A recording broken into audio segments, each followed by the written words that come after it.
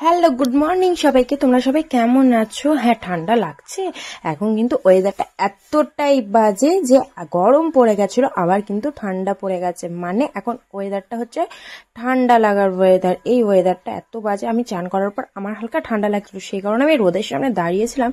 একটু হলেও আমার ভালো লাগছিল, তারপরে বেশিক্ষণ আবার রোদের সামনে দাঁড়ানো যাচ্ছিল না। আর খেয়ে দিয়ে কাজ না থাকলে যা হয়, ক্যামেরার সামনে আমি যা যা করি আর কি, এইসবই করছি, নাটক দেখাচ্ছি।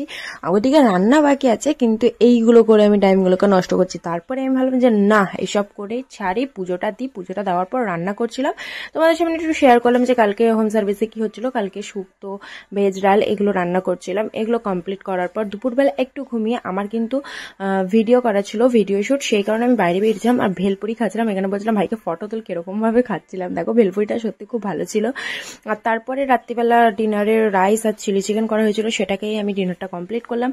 আমার কালকে সারাদিনটা বেশ ভালো কেটেছে। তোমাদের কেমন কাটলো কমেন্ট সেকশনে জানাবে। আর আমার মিনি ব্লগটা কেমন লাগলো